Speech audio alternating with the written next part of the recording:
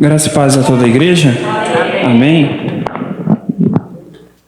Mais uma vez eu aqui, mais uma vez nervoso, mais uma vez com medo. A vontade é sair correndo pela porta. Mas graças a Deus, Deus tem dado oportunidade, tem dado a incumbência de trazer a palavra. Eu gostaria que os irmãos abrissem a Bíblia no livro de Gálatas, capítulo 5, versículo 16, onde encontra o nosso tema, fruto do Espírito, né? A gente vai falar sobre cada um dos frutos, já foi falado no nosso primeiro domingo da série, sobre o amor, com o pastor Adolfo. Depois tivemos o irmão André falando sobre a alegria. Infelizmente eu não pude estar aqui, mas quem veio disse que foi uma bênção. E agora a gente vai falar sobre um dos frutos que é amabilidade. A minha dificuldade já começa em falar isso rápido. Eu não consigo. Amabilidade, ou em algumas traduções vai estar escrito benignidade. Dependendo da sua tradução, vai estar um pouquinho diferente. Gálatas, capítulo 5, versículo 16, que diz assim: Por isso digo, deixem que o Espírito guie sua vida. Assim não satisfarão os anseios da sua natureza humana. A natureza humana deseja fazer exatamente o oposto que o Espírito quer. E o Espírito nos impele na direção contrária àquela desejada pela natureza humana. Essas duas forças se confrontam o tempo todo, de modo que vocês não têm liberdade de pôr em prática o que intentam fazer. Quando, porém, são guiados pelo Espírito, não estão debaixo da lei. Quando seguem os desejos da natureza humana, os resultados são extremamente claros: imoralidade, impureza, sensualidade, idolatria, feitiçaria, hostilidade, discórdia, ciúmes, acessos de raivas, ambições, egoísmo, dissensões, divisões, invejas, bebedeiras, festanças desregradas e outros pecados semelhantes. Repito o que disse antes: quem pratica essas coisas não herdará o reino de Deus. Mas o fruto que o Espírito produz: amor, alegria, paz, paciência, amabilidade, bondade, fidelidade, mansidão e domínio próprio. Não há lei contra essas coisas. Amém? Até aqui. O que eu acho interessante é que Paulo, antes dele falar das qualidades do Espírito, né? Ele fala primeiramente sobre a nossa natureza humana, né? Quando estava estudando, eu pensei assim, bom, primeiramente eu tenho que entender o porquê que ele exalta os frutos do Espírito. O que são os frutos do Espírito? Que nada mais do que quando nós somos guiados pelo Espírito Santo. Ou seja, Paulo está dizendo assim, não é algo que você aprenda. Não tem como eu aprender a ser bom. Eu posso até ensinar regras de bom convívio. Eu posso te ensinar regras para que você siga e seja uma boa pessoa. Mas você, no seu interior, você ser uma pessoa boa, depende de você mesmo. Ou seja, não tem algo externo que mude a bondade que existe em você. Você vai ser menos bom se eu disser para você, seja uma pessoa boa. Seja assim, seja daquele jeito. E isso não vai exatamente fazer com que você seja bom, porque às vezes eu posso até seguir as regras que são me colocadas, porém essas regras, elas só estão me impedindo de praticar aquilo que eu tenho impulso de fazer. E é isso que Paulo está dizendo. Ele está dizendo assim, porque se você fizer exatamente o que você quiser, se você praticar exatamente o que a sua carne quer, a sua carne ela vai querer essas coisas aqui. E Paulo começa a dizer, você vai começar a ter dentro de você hostilidade, imoralidade, impureza, porque é isso que a nossa carne por natureza quer fazer. A nossa carne ela quer fazer tudo aquilo que desagrada o Espírito. Mas aí através da transformação do fruto do Espírito, aí Paulo vai dizer assim, a partir agora, do momento que você foi transformado pelo Espírito, agora as suas obras devem ser assim. E ele começa a dizer, o Espírito produz amor, alegria, paz, e vai listando Ou seja, quando a gente tem um encontro verdadeiro com Deus, quando somos transformados por Deus, aí sim os frutos do Espírito começam a trazer reais transformações na nossa vida. E é interessante que eu estou falando sobre a amabilidade, né? O pastor trouxe amor. Qual é a diferença entre amor e amabilidade, né? E eu fui procurar todos os teólogos que eu conheço, assim, um John MacArthur, Calvino, Armínio, fui procurar eles e fui procurar uma definição. Falei assim, qual é a definição de amabilidade, né? Porque amor é bem claro. O que é eu ser amoroso com alguém? E ontem foi até interessante que ontem no Gera foi falado sobre amor e levantado uma questão. Por que você ama a Deus? E aí diversas pessoas tiveram respostas totalmente uma diferente da outra e dizendo assim, eu amo a Deus, por isso que Ele me proporciona. Eu amo a Deus por Ele ter feito isso na minha vida. Eu amo a Deus porque Ele transformou o meu lar. Eu amo a Deus. E vai indo. E cada pessoa tem um motivo por amar a Deus. E a amabilidade, quando a gente vê em algumas traduções que está escrito benignidade, está falando sobre o quê? Sobre algo que todo mundo sabe. Como que eu sei que o Anderson, o Ricardo são pessoas amáveis? Aí você vai começar a falar assim, não, eles são amáveis por causa dessa característica e dessa característica. Tá, mas me explica, me dá uma definição disso. Eu cheguei à conclusão que a amabilidade é um fruto no qual a gente tem até, a gente consegue falar assim, né? A amabilidade, ela é uma coisa que quando você vê, você sabe que a pessoa tem, porém você não consegue descrever. Ou seja, ele é amável, mas por quê? Olha, ele é amável. Você consegue até entender que a pessoa é amável, que ela tem aquele fruto nela, mas você não consegue dizer, é por causa desse motivo aqui que ele é amável. Deus abençoe. E eu comecei a pensar, a amabilidade como um fruto do Espírito, logo, se é o Espírito Santo que vai me trazer esse fruto, ela primeiramente tem que refletir em quem? Em Deus. Então, quando eu estava montando esse sermão, eu pensei em 3 pontos, né? A gente primeiro vai dizer que a amabilidade é um traço do caráter de Deus. O segundo é que a maldade é um traço humano, que isso Paulo deixa bem claro no começo do texto. Ele fala, se você seguir exatamente o que a sua carne quer, você só vai fazer coisas ruins. Ou seja, a amabilidade, um traço do caráter de Deus, a maldade, um traço humano. E por último, a gente vai falar sobre a amabilidade em Cristo. Amém? Eu gostaria que os irmãos, se eu pudesse pôr aqui em cima, Salmos capítulo 25, 8. Vamos falar sobre a amabilidade como um traço do caráter de Deus. Salmos 25, 8. Para que todos possam seguir numa mesma tradução, que a minha tradução ela é bem diferente dos irmãos. E pode até causar uma certa dúvida, né? E seguindo esse pensamento sobre a amabilidade ela ser algo que eu sei que a pessoa é, mas eu não consigo definir, a gente tem que começar a entender que a amabilidade ela se refere muito ao tratar. Como eu trato o meu irmão, como eu amo o meu irmão, como eu sinto a presença de Deus no meu irmão, como eu vejo que eu amo o meu irmão como que eu amo o meu próximo, né? Não só o meu irmão. Bom, 25, versículo 8.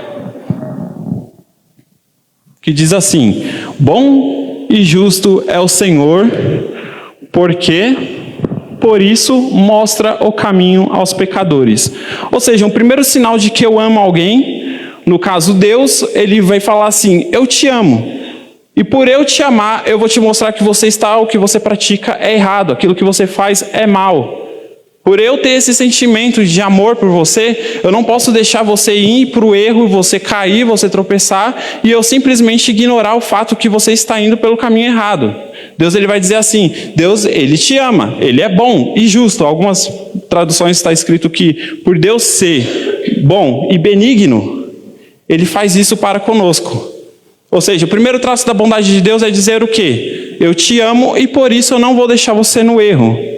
E Deus ele não retribui o mal com o mal, porque se Deus retribuísse o mal da forma, ou melhor, né, dizendo, se Deus ele retribuísse as nossas ações da forma que a gente age com ele, a gente estava na pindaíba, né, como dizem, estava na roça, porque eu sou mau. A minha característica maior é ser mau. Eu sou um ser humano pecador desde o ventre da minha mãe.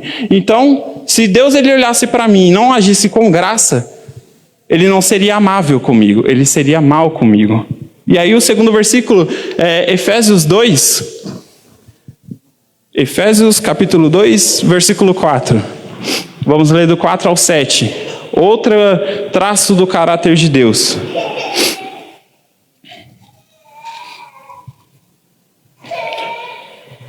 Efésios 2, 4 até o 7. Que diz assim: Todavia, Deus que é rico em misericórdia, pelo grande amor com que nos amou, deu-nos vida com Cristo quando ainda estávamos mortos em transgressões. Pela graça, vocês são salvos. Deus nos ressuscitou com Cristo e com Ele nos fez assentar nas regiões celestiais em Cristo Jesus, para mostrar nas eras que hão de vir a incomparável riqueza de sua graça, demonstrada em sua bondade para conosco em Cristo Jesus.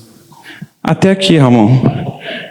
Ou seja, Paulo ele vai usar um termo que é o superlativo, que é o quê? É quando eu já não tenho mais como expressar a bondade de Deus. Na verdade, o superlativo é quando eu não tenho mais como expressar uma palavra. Então eu vou fazer um exagero daquela mesma frase até você compreender o quão bom Deus é. Ou seja, ele está falando assim, Deus, ele esgotou tanta bondade sobre nós em reagir dessa forma, por nós sermos maus, que ele derramou todo o seu amor sobre nós, fazendo com que Cristo morrendo, a gente seja salvo através dele. Ou seja, a graça de Deus nos alcança através do seu amor. Isso é a amabilidade em Deus. É o ato dele amar a gente, mesmo a gente não fazendo nada para ser amado. Amém? E aí eu gostaria de fazer uma indagação, né? A gente viu dois versículos que expressam a bondade de Deus. Deus é bom o tempo todo. O tempo todo Deus é bom. E nós?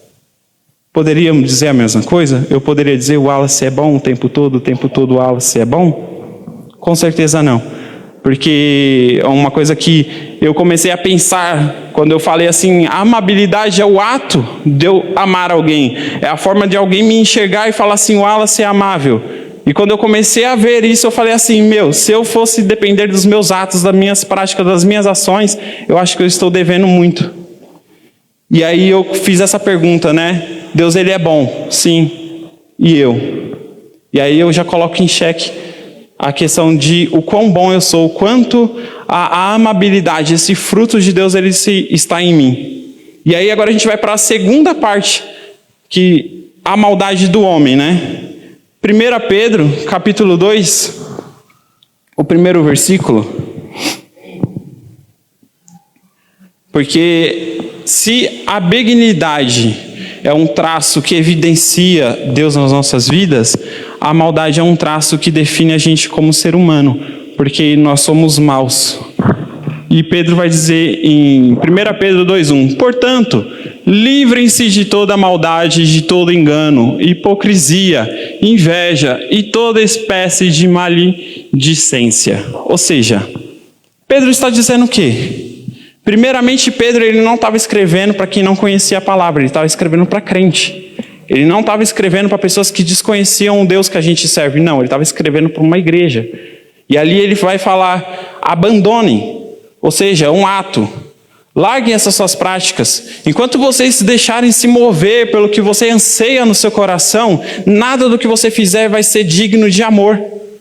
Porque tudo que praticamos é baseado em engano, hipocrisia, inveja. Ou seja, o homem por si só, sua natureza, sua maldade, não é digna do amor de Deus. E aí um outro texto que eu gostaria de ler se encontra em Romanos 1, mas eu vendo isso, né, Pedro escrevendo para cristãos, né, e cristão, às vezes a gente fala assim, não, mas eu vou para a igreja todo domingo, eu sou bonzinho, e o amor de Deus se encontra em mim, eu sou um ser amável, porque eu pratico boas ações, só que se o nosso espírito não estiver controlando, predominando sobre a carne, ainda assim, tudo que eu fizer ainda vai ser pior do que o que eu não tivesse feito nada, né? O próprio texto que a gente vai ler daqui a pouco, Paulo vai dizer, né? O bem que quero, não faço. Mas o mal que não quero, eu faço constantemente. O que ele está querendo dizer com isso, né? O bem que eu quero, não faço. O mal que quero, não faço. E o bem que eu deveria praticar, o mal eu pratico sem nem querer. Porque às vezes o não falar, o não agir, o não estar disposto, você não está fazendo nada. E você está fazendo o mal. E o interessante é que eu, pesquisando sobre esses teólogos, eu encontrei um rapaz, eu até anotei o nome dele, Chesterton. Ele seria basicamente o que C.S. Lewis é para nós reformados, ele seria para os católicos, esse Chesterton. Ele é um teólogo católico. E uma vez perguntaram para ele assim, qual é o maior problema do mundo, né? Escreveram a cartinha lá e mandaram para ele, qual é o maior problema do mundo? E aí ele vai e responde, eu, grato, e responde de volta. O maior problema era ele mesmo. Porque quando nós reconhecemos o quanto o amor de Deus e a graça de Deus nos transforma, nos traz coisas boas, quando você entender realmente frutos do Espírito, não é da carne. Foi como eu falei lá no início, eu falei, não há nada que eu faça, não há nada que melhore mais, que eu seja mais bondoso, se não for a misericórdia de Deus, se não for o Espírito de Deus. Quando eu quero ser como Cristo, logo eu tenho que evidenciar Cristo na minha vida. E como que eu evidencio Cristo na minha vida? Eu vou evidenciar Cristo através dos frutos do Espírito. E os frutos do Espírito, igual estamos falando, amor, paz, alegria. Você vai trazer esses frutos utilizando da carne? Não. Porque se você evidenciar com a carne, você só vai praticar o mal, você só vai fazer coisas ruins. E agora em Romanos 1, 28 até o 31, vai dizer assim, Romanos 1, 28. Além do mais, visto que desprezaram o conhecimento de Deus, ele os entregou a uma disposição mental reprovável para praticarem o que não devia. Próximo.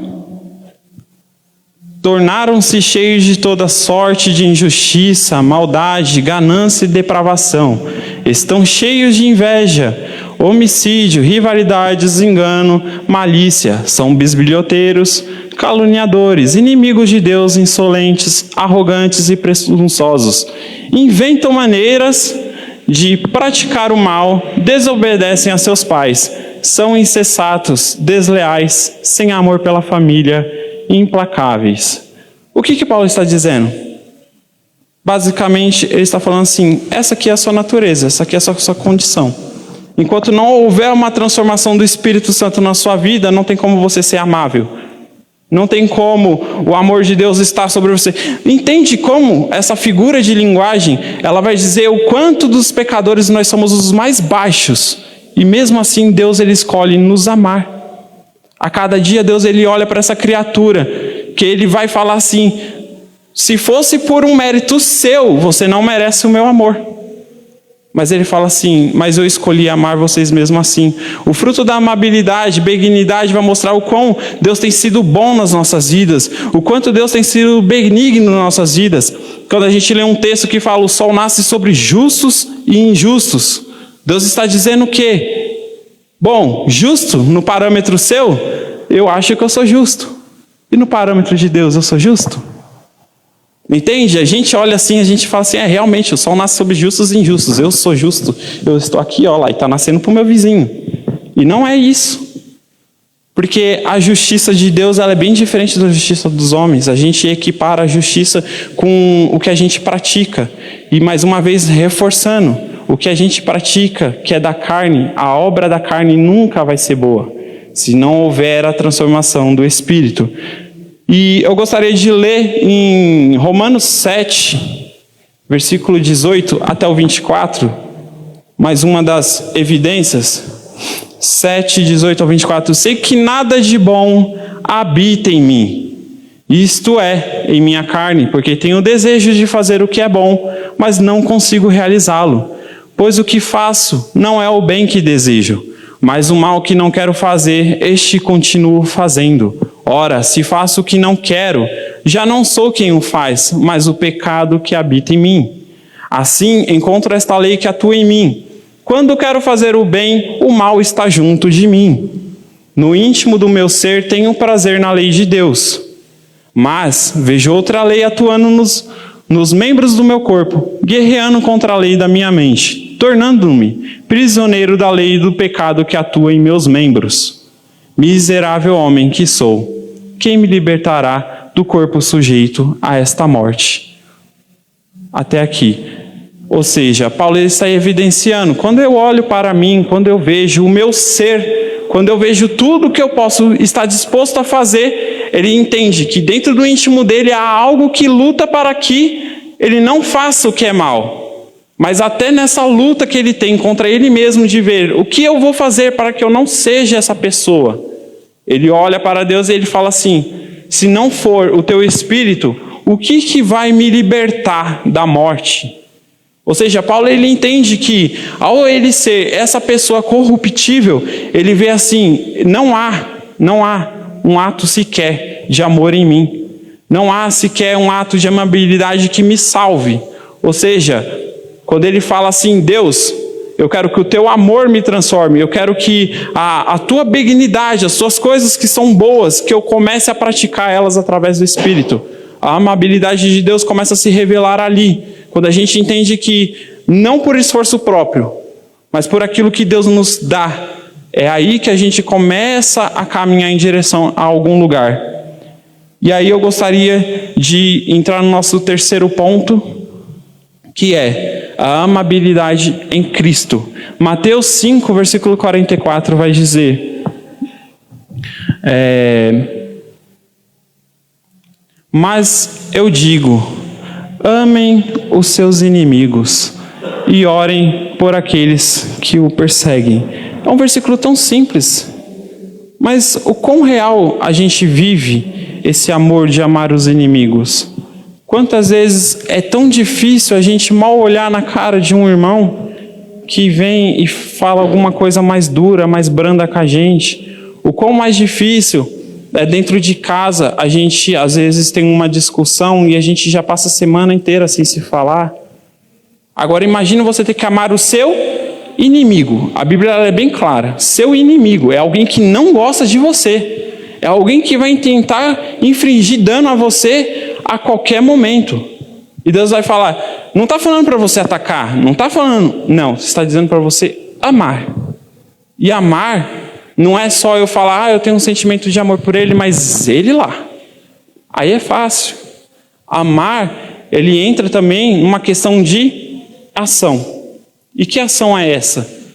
Aí a gente começa a entrar no Espírito Santo e começar a falar, Deus, eu quero que a partir de hoje a sua presença seja evidenciada na minha vida. Eu preciso que quando alguém olhe para mim, ela olhe com um olhar e veja Cristo em mim. Porque se depender de mim, eu acredito que eu não sou capaz de amar o meu próximo. Eu não consigo amar os meus inimigos. Como que eu vou amar alguém que me persegue? Então que a gente comece a ser mais o espelho de Cristo. Que as pessoas olhem para nós e falem assim, ali tem um servo de Deus. Ele é falho, ele é pecador, mas ele tem Cristo na vida dele. E isso faz a diferença. Quando a gente fala de fruto do Espírito a gente vai ter uns 9. Aí a gente fala assim, eu tenho paz, paciência. Só que quando Paulo ele dividiu para uma forma didática. Na verdade, nós cristãos devemos ter os 9. Se você está em falta com um, então aí a gente volta de novo. Seja evidência de Cristo na terra. Porque Cristo ele tinha todos. Cristo ele não tinha um só. Ele não era só paciente e daqui a pouco estava irado brigando com alguém. Não tem como eu praticar o amor e não ser amável. Não tem como eu ser alguém que tenha autocontrole, mas eu não tenho paciência. É até uma coisa que não faz o menor sentido. Não tem como eu falar que Cristo se evidencia na minha vida e eu não consigo nem dar um motivo sequer para o outro me amar. eu não consigo ser benigno com o outro, eu não consigo demonstrar e evidenciar Cristo, para que as pessoas olhem e falem assim, ali vai um servo de Deus. Então, ou seja, os frutos, eles são um conjunto, não é separado. A gente fez essa série com o intuito de cada um falar sobre um tema, porém, a gente tem que pensar nesse tema como um conjunto. Um interliga no outro. É como se fosse uma teia. Um vai encaixando no outro, encaixa no outro, e estão todos grudados. Se você evidencia Cristo na terra, logo você tem que ser alegre, você tem que ter paz, você tem que ter paciência, tem que ser amável, tem que transmitir amor, e por aí vai. Ou seja, nós cristãos somos apenas o reflexo de Cristo aqui na terra. E eu gostaria de encerrar com uma pergunta. Se hoje você se olha no espelho, você vê o reflexo de Cristo em você? Talvez pareça uma pergunta muito simples, muito básica, mas eu gostaria de olhar para mim e sentir o amor que Deus sentiu por mim. Assim, também transmitir esse mesmo amor aos meus irmãos. Enquanto eu não conseguir evidenciar esse amor de Deus nos meus irmãos, logo eu vejo que eu fracassei no fruto da amabilidade. Eu não consigo ser uma pessoa amável e não consigo também ser amável com o próximo. Eu não consigo transmitir o amor de Deus que Ele derramou sobre minha vida e logo eu também não consigo receber esse amor do meu irmão que está ao meu lado. Ou seja, vê como é uma via de duas mãos? A amabilidade é um fruto de ação. Ou seja, se eu praticar e não for pelo Espírito, logo eu estou praticando o mal.